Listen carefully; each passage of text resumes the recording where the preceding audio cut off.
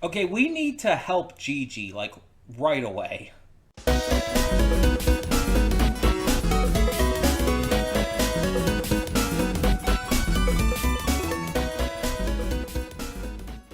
Hey everyone, welcome to Princess of Gay. I'm your host, Connie, and today we are here with my blind reaction to Season 2, Episode 6 of Dan to Dan. And you may notice, like, I'm in the same clothes that I was in for yesterday's reactions, and that's because I am recording this on Thursday. The reason for such is simply I had extra time today that I didn't know I was going to have. And in order to just kind of do something with it to fill that time, I decided I'm going to record stuff for Friday early. Not everything, but as much as I can. So if you're seeing anything else for Friday that I say I recorded on Thursday, there you go. Which would only be one other thing, but oh well. I don't know as of recording this if I'm also going to get to new panty and stocking, but we'll see. Also a note, we're doing the dub for this episode. We did the dub on one episode of season 1. I did it in support of the dub VAs and everything during just some bullshit happening with people being racist and everything. And I've watched the dub for season 1 on my own and with other people's reactions and stuff, and it's good. I really like the dub for season 1. Well, just for this series in general, I guess. I like the dub VAs. I think they do a fantastic job. And so I thought when going into this season that, yeah, I'll probably do a reaction to the dub for one of the episodes here. I just had not really kind of determined when and where that would be. And then someone contacted me. I was contacted in a message today by a friend who saw the episode and told me two things. One, if you're going to be on social media anytime before you would record this normally, don't. Because people are going to be spoiling this. And I do tend to avoid spoilers. I know how to usually avoid spoilers, but I guess there's a lot of spoilers going around for this episode, to what I was told. But the second thing I was told is that I should probably react to this as soon as possible. Not only because of that, but because of the dub. And I know that sounds weird. It's like, why do I have to react to this as soon as possible because of the dub? I don't know.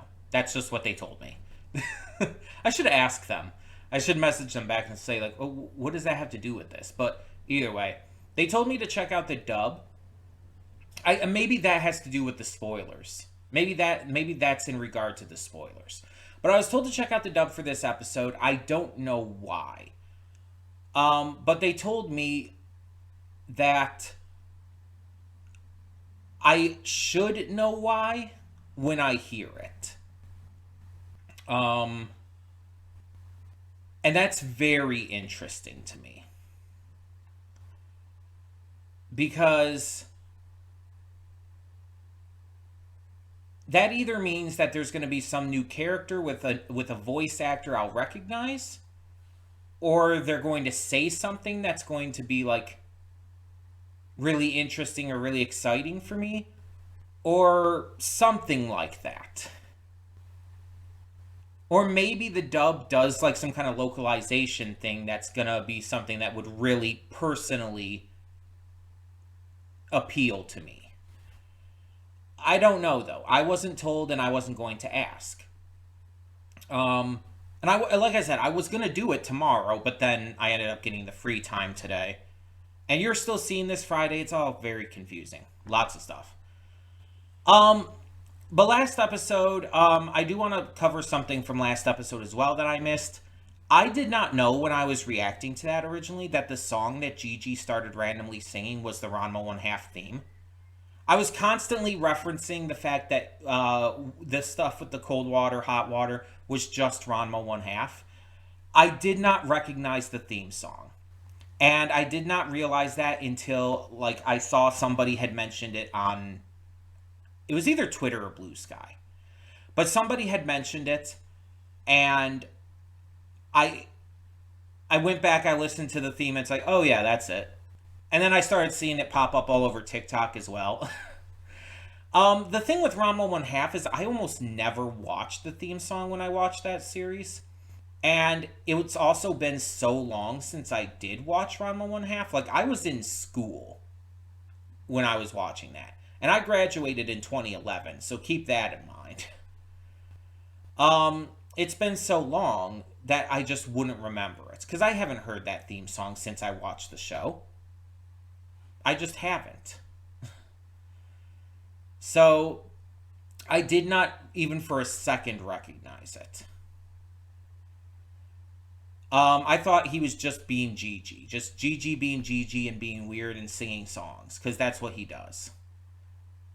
But, like, that makes it even more obvious that it is a direct reference. Though it was already blatantly obvious that the powers were the way to switch between Gigi and Evil Eye were exactly the same as Ranma One Half's switching between Ranma's male and female form. So I did miss that in the reaction last time. But we really do need to resolve this. Like, I understand having this be a big deal and having this, like, continue on into things, but it does need to be resolved because we can't just keep, like, struggling with this constantly throughout, like, the rest of the season or series. So hopefully we'll get that resolved this episode. Now, we also had Ira return, Best Girl. And she is now enamored with the baby. She absolutely loves Chiquitita, I believe is the name. And, you know, how can you not? Chiquitita's adorable. So, completely fair. But love seeing her back. Love seeing her get involved with this all again, even though she, you know, didn't know about what was happening before. We also saw Ira's friends again. We saw Miko and Muko again.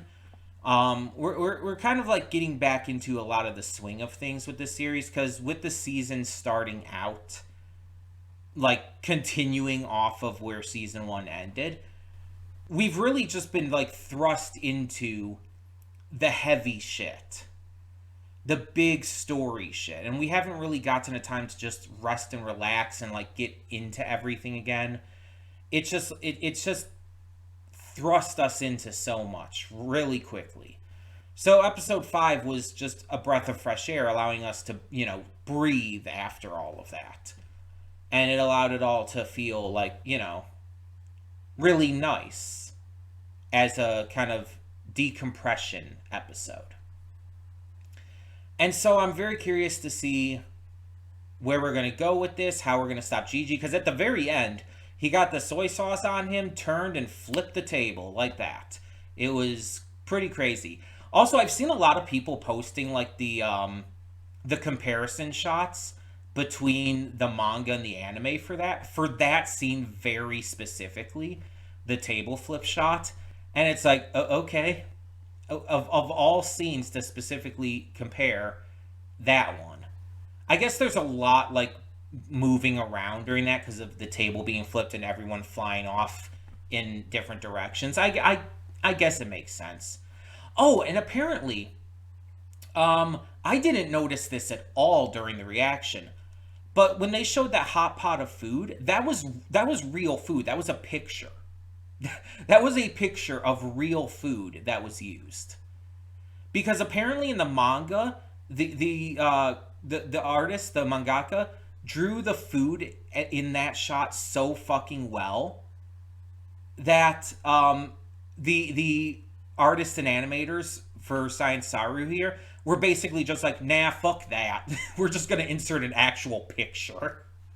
I didn't even notice. Like, I think on my first 2 or 3 watch-throughs of the episode, I did not notice. And then I saw it pointed out on TikTok, And when I went back and watched it the next time, I'm like, oh shit, that's just so blatantly obvious. How did I not notice that? It's just like it completely flew over my head, and I have no idea how. I guess it just goes to show you, it's like sometimes you could just completely miss shit. Not just when reacting, even when watching it like on your own time. Though to be fair, I was watching with other people's reactions as well, so that also distracts me. um, but yeah, so we're gonna get into this episode. Once again, we're doing the dub because I was told I very specifically should. And I was told to do this as quickly as possible, so it's maybe a good thing that I ended up getting the free time to be able to do so today. Um, Even if you're seeing this normal release day, but still. Um, let's just get to it and see what we have in store.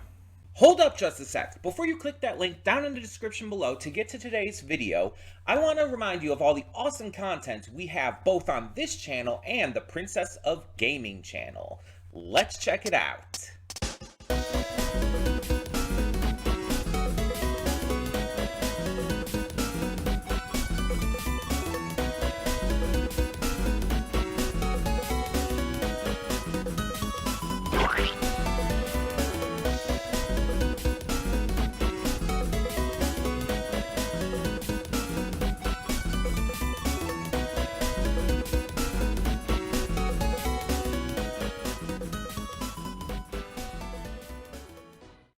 And we are back, and we'll begin with spoilers in 3, 2, 1, now. So, before anything, I want to specify something. Because, like, in my fangirl moment, I talked about, like, Mark Hudson, you know, lead singer of Dragon Force, being the voice of the character here, the lead singer of Hayashi. And, I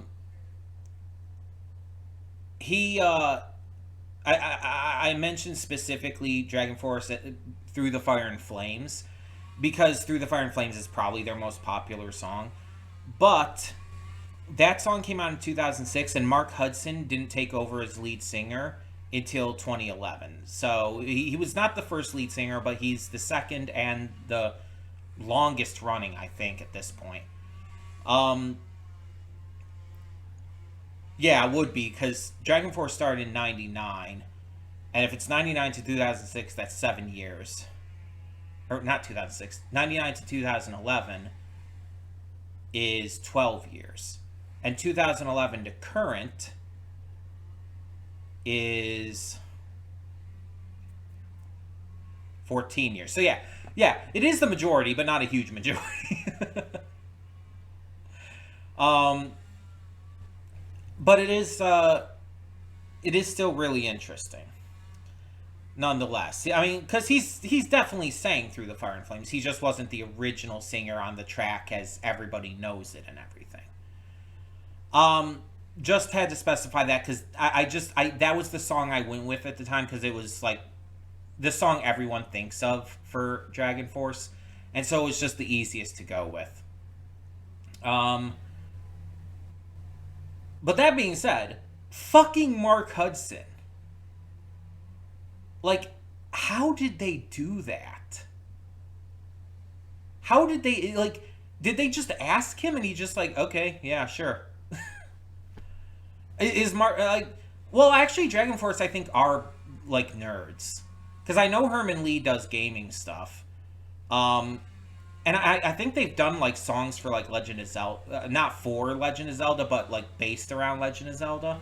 So it's like, yeah, they are kind of nerds, aren't they? So, okay, maybe Mark Hudson just really is an anime guy, and maybe he just, like, wanted to do this. That's so wild, though. I recognized his singing voice instantly. Like, again, I think I've only heard his speaking voice a couple of times in, like, some interviews. But I recognized his singing voice. And it's just like, oh my god, I just can't believe that. That's just so wild to me. That has to be the reason why I was told to check out the dub for this episode. And it has to be the reason why I was told to watch this as soon as possible. And to avoid spoilers because of that. Because it's like, I have to feel, I really feel like everybody's probably talking about this.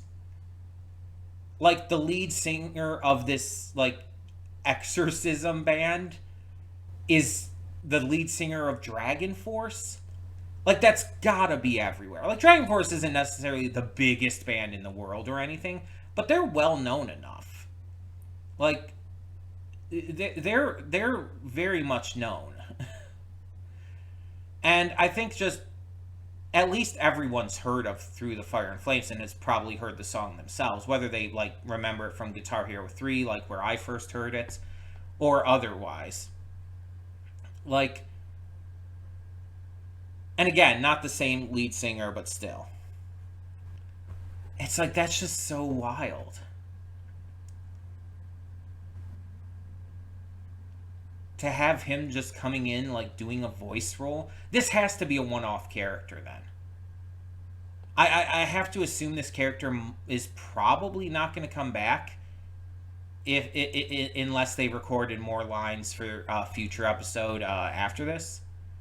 Because it's like, I don't know how they would, like, pull that off, making this a recurring character. I mean, I guess, like, celebrities have done, like, voice roles in various shows and cartoons and stuff before. But still, that just seems like wild.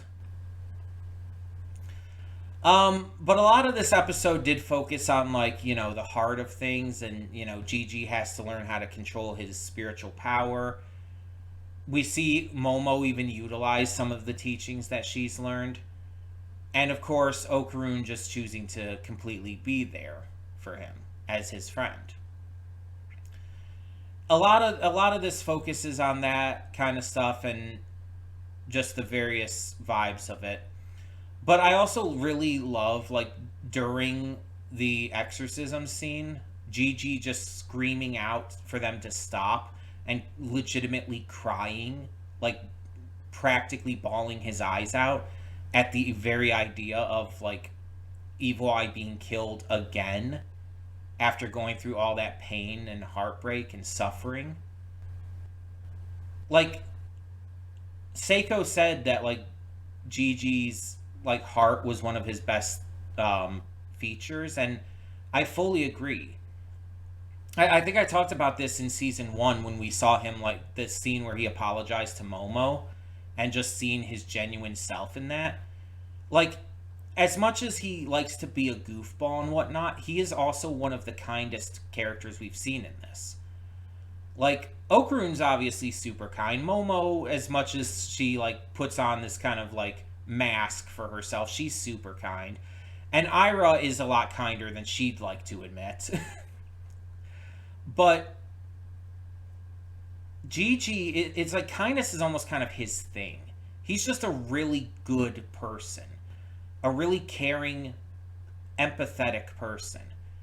And that explains everything with Evil Eye here, and why I genuinely feel like he and Evil Eye should end up, like, bonding and working together. It is interesting that it's not happened, or it's not happening yet, at least. Because it feels like it's just the natural place to go, but, you know, stretching that out and showing, like, how much resentment, how much pain, how much anger Evil Eye has, that it's not that easy, even for someone like Gigi, who has extremely strong spiritual powers and is just an extremely empathetic person. It shows how hurt Evil Eye is. And I think that really sells it a lot, too. So, I actually like that. The little scene with Ira's morning routine was completely needless, but fun. It's like, okay, we didn't need to see this entire morning routine, but it's like, it's pretty fun. It's cool. It's like, whatevs. It doesn't hurt anything, but it's just like, if you like Ira, if you're a fan of Ira like I am, it's like, cool, slay queen. But I feel like if you're not a fan of Ira, like if you really don't like Ira, that scene is probably not for you.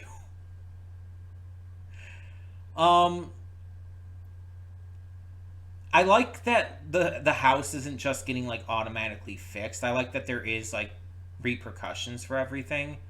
That it is just kind of in a state of disarray. And I feel like it will get fixed. Not just because Momo got, a new part-time job at this maid cafe. And, Seiko can obviously help pay for it too with her own exorcism money, or not really exorcism, but you know what I mean. Her money from working as a spiritualist. Like they'll be able to get it fixed. It's just going to take some time. And I like that. I think it's a good idea for that to take time, for there to be, again, shown consequences. I also like the scene of, like, Okarun getting up in the middle of the night and helping Gigi out, making sure he washes his hands with hot water. Because, Gigi is also extremely tired at that moment. He could make a mistake. And then Momo even poking her head out from the room just to make sure everything's good, and them all giving each other thumbs up. It's like, I just really like that scene. I talked about this last time, but some of the best moments in this series are the slice of life moments, are the ones that just develop these characters and their connections. And it doesn't even have to be specifically about the romance stuff with Okarun and Momo, although I do love that. It can just be them being cool and friends with each other. Just having fun. Just, taking care of each other, like in this case. And sometimes it's fun to see them bicker. Like Ira and Momo constantly at each other's throats, calling each other pig and fugly, bouncing off of each other for some fucking reason. Like, what was that about? But it's fun. It's kind of endearing in a weird way. And I was like talking about how like how Okarun like smiled at them when they were fighting and everything, and it's just like, and I kind of made the like statement like, oh yeah, he knows that they're best friends, and it's like, yeah, I'm not joking about that. Like, they are friends at this point, and I don't think that's something you can really deny. They're the type of friends who are going to be like this towards each other. They're going to be bitchy and mean, but they know that they will always be there for each other at the same time. Ira will complain and bitch about it the entire time, but she will be there for Momo. And Momo, without hesitation, would be there for Ira. And that's the kind of relationship they have. And there are friends in real life who have those kind of relationships, who are kind of bitchy towards each other and fight all the time, but would absolutely take a bullet for each other. I know that's like an extreme example, but still, you get what I mean. And I've even seen like examples of like these kinds of people in real life, like getting mad at others for like insulting their friend. It's like, no, I can do that because we have that kind of understanding. We have that kind of relationship. But you do not say that kind of thing to them. You do not have that relationship with them. And that's also kind of really interesting. It adds a lot of like nuance and depth to those kind of friendships. Now, I don't think I could ever be in a relationship like that. Friendship or romance or anything like that, because it's like I'm extremely, extremely sensitive. And like anybody being bitchy like that with me would just make me cry. I don't handle yelling very well at all. Like if someone yells at me, I will like either lock up or just like start to cry. It is just a completely unstoppable like response that I cannot help. And I just don't do well with pretty much any kind of confrontation. So if anyone like would act like that for me, towards me, like I wouldn't, even if I knew that this person wasn't like trying to hurt me or wasn't like being mean, they were just like doing this because that's the kind of friendship they want to express. Even if I knew that, it would still just affect me in a way that I couldn't help. And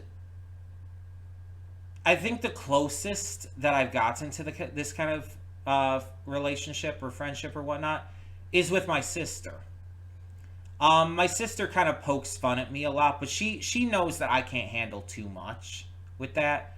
So she also knows not to like go too far. But she'll like call me an idiot or like mess with me for like the things I like or whatnot.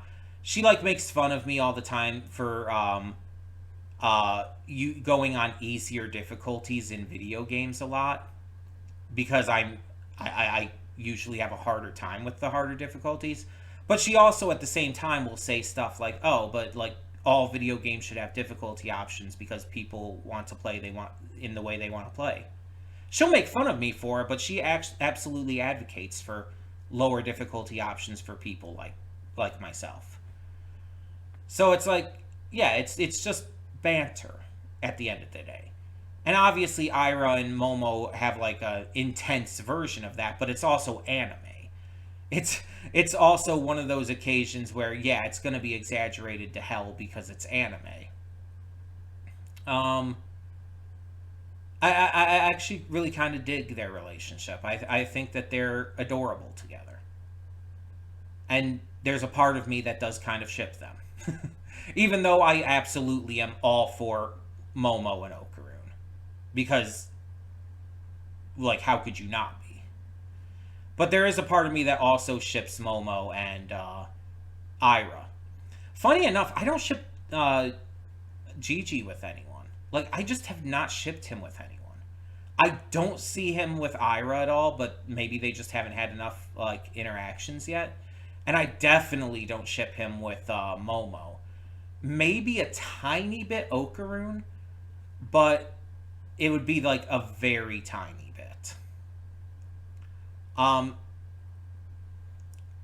but yeah, I do kind of ship those two, and I don't know. It's just like characters kind of being bitchy toward each other, and like, but clearly being close enough to like understand that's their relationship and all. It's like I don't know. Maybe it kind of reminds me of Catra and Adora from She-Ra. um, but yeah, it's like you get the gist. I don't know. But yeah, there's a lot of just downtime in this episode outside of like the big exorcism scene, and I'm very curious as to where this is going to go with this side job. Is she going to quit because of this entire experience with Okaroon now being brought there by Miki and Muko? Um, Also, I do like that Okaroon was like very resistant to that because he is like he's so in love with Momo at this point that he just doesn't want to even like think about doing anything with any other girls at this point. Like I think he considers Ira a friend, but I don't think he would even like go out and do something like this with her on like alone. And it is funny though when they like bring up, oh, if Momo and Gigi hung out together, would it be a date? And he's like, no, it would not. And it's like, then neither is this. Let's go. It's really funny because it's like he acknowledges that like Gigi and Momo could absolutely hang out. It wouldn't be a date, but he's also saying that because he would be jealous if it were. But at the same time, he's still very anxious about this entire thing and trying to escape at every chance possible. And then everyone's embarrassed at the end except maybe Miki and Muko and the other main girl. Okay, Okaroon and Momo are embarrassed at the end. Once it's revealed. And it's just like, oh, these two are just living for the drama. They are just all in for it. So I guess that explains why they're in maid costumes in the outro. I thought they were going to have like some kind of like maid cafe thing going on at like a school festival. I've seen that in various anime and whatnot. I think My Hero Academia definitely did the school festival. Did it do maids? I don't remember. I know Komi Can't Communicate did maids. I know that for sure. Did I'm not sure if My Hero did. I know My Hero had the band, but I don't remember if they did maids as well during the festival. Either way, um, yeah, I thought it was going to be like a school festival thing because the outro shows them in the school. I'm assuming the girl like in the intro and outro, the new girl is this one who's working at the maid cafe. Is she going to be like a new notable character in some way? I don't know. She's shown in the opening, and then we still haven't gotten the new male character we saw, so that's still going to come into play at some point. So yeah, it's just they're starting to go into a lot more, and this kind of goes with what I was saying in the pre thoughts about like how the first like 4 episodes of this were pretty much all dedicated to just finishing off the arc from last time, and now we finally gotten to go into something else. Finally gotten to just expand beyond that for season 2. And we've definitely needed to cover a lot more new things because 4 episodes out of what, 12 or 13 is like, that's like a third of the series, or of the season at least. That's a third of the season being spent on just continuing from where we left off. And now we're at episode 6, we're basically about halfway through. So it's like we really do need to progress things a little more. And get into something new at this point. But yeah, I really did enjoy this episode. I geeked out at Mark Hudson being in this. I really didn't expect that. And yeah, this was fun. We will be going back to the dub next episode. I will just let you know, and I am definitely going to check out, or not the dub. Why did I say that? We will be going back to the sub next episode. And I will be checking out the subbed version for this episode as well, because I do want to like hear if it is also Mark Hudson doing the voice for that. It probably isn't, but I want to hear to be sure, and if not, I want to hear what it sounds like in the sub, because that would probably be very different then.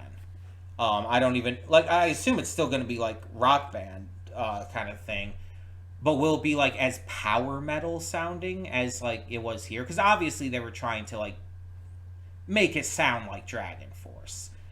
Like that was also part of why I recognized his voice, because the music itself also sounded like Dragon Force music to a degree. So it's like that helped.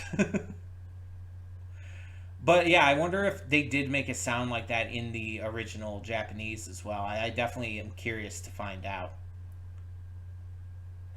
But yeah, this was another fun episode. Real great stuff.